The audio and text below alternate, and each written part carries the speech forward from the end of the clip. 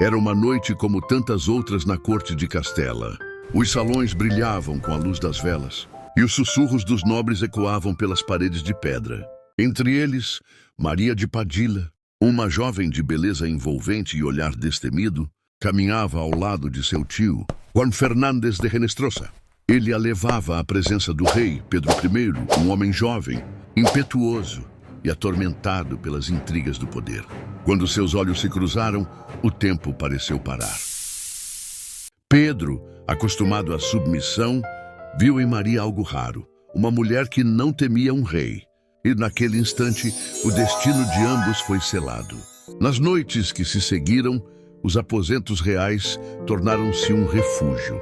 Longe dos olhos da corte, Pedro e Maria compartilhavam segredos murmurados entre beijos. Ele desabafava sobre as traições que o cercavam, enquanto ela, com mãos suaves, acariciava seus cabelos negros, confortando-o como ninguém jamais fizera. Maria não era apenas uma amante, era sua confidente, sua aliada.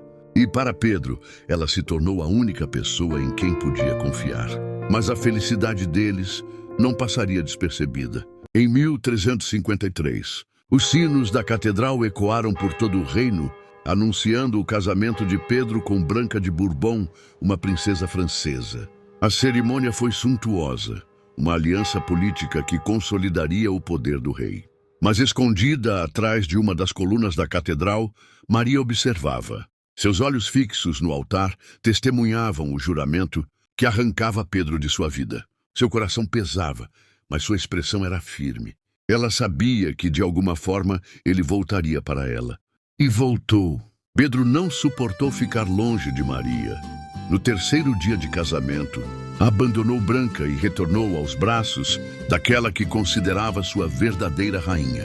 Maria foi trazida de volta ao palácio e seu poder tornou-se inquestionável. Enquanto isso, Branca de Bourbon foi enviada para o castelo de Arévalo, onde viveu anos de isolamento e solidão. Maria, por outro lado, desfilava pelos corredores do palácio, seu nome sussurrado com reverência e ódio. Mas a felicidade tem um preço. As ameaças vinham de todos os lados. Nobres ressentidos, príncipes rejeitados, conselheiros traidores. Cada dia era uma batalha invisível. Em 1360, a peste chegou a Castela. Quando os primeiros sintomas apareceram em Maria, Pedro recusou-se a acreditar. Ele chamou os melhores curandeiros, ofereceu recompensas, mas nada adiantou. No leito de morte, Maria segurou a mão do rei e com voz fraca murmurou: "Não chore por mim. Eu sempre soube que meu lugar não era no trono, mas foi ao seu lado." Pedro, devastado, segurou-a nos braços até que seu último suspiro escapou de seus lábios. Dias depois, tomado pela dor, Pedro fez algo que poucos reis fariam. Declarou publicamente que Maria de Padilla era sua esposa legítima, que sempre fora sua rainha, e ordenou que fosse sepultada na Capela dos Reis, na Catedral de Sevilha. Mesmo na morte, Maria de Padilla permaneceu eterna. Sua história se transformou em lenda, e até hoje, os ventos de Castela carregam os sussurros de um amor que desafiou um reino inteiro. Mas e Branca? Em 1360, no mesmo ano da morte de Maria, Pedro ordenou sua execução. Trancada em uma cela úmida e escura, Branca teve seu fim decretado por aquele que jurou ser seu esposo. Dizem que suas últimas palavras foram uma súplica ao rei da França, seu tio, para que vingasse sua morte. O destino foi cruel para ambas as mulheres.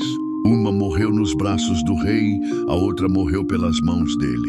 Pedro I, que passou a história como o cruel, jamais foi o mesmo. Ele venceu muitas batalhas, mas no fim, perdeu para a única guerra que não podia vencer, a do destino.